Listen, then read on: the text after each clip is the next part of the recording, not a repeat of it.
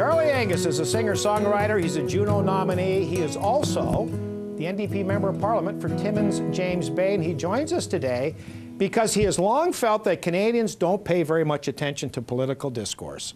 Whatever brought you to that opinion?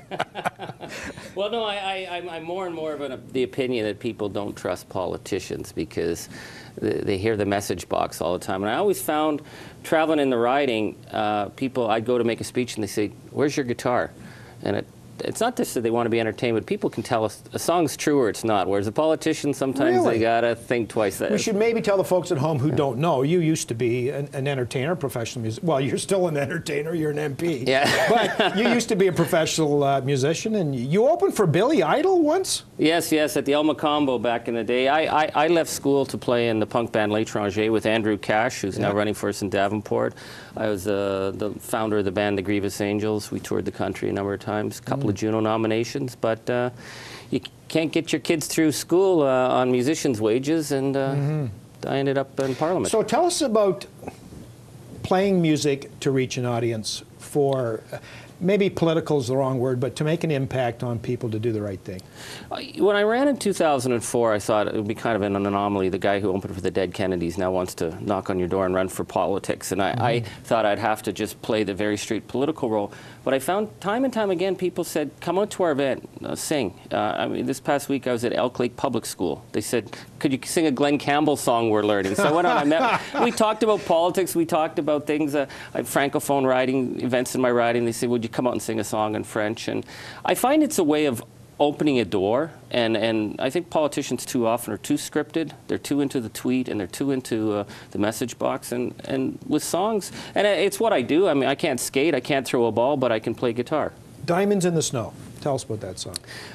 Diamonds in the Snow wrote itself pretty much. And all great, well, I don't know if it's a great song, but all songs really do. We've got communities on the James Bay coast where kids are in terrible poverty, no schools.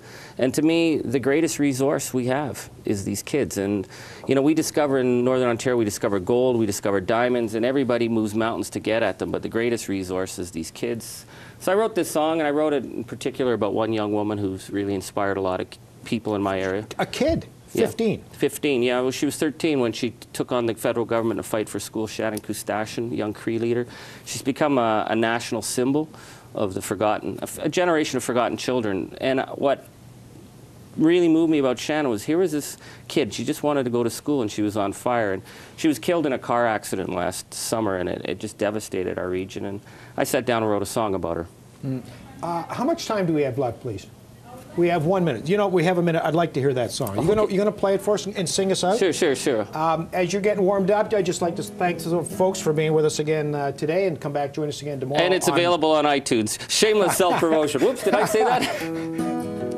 Here's Charlie Angus. You threw these diamonds in the snow. You threw them away. You thought no one would know. So what were you thinking? Oh, didn't you know? These little diamonds, diamonds in the snow. There was a child, she had a dream. She'd look to you, and she'd look to me. It was just a chance. This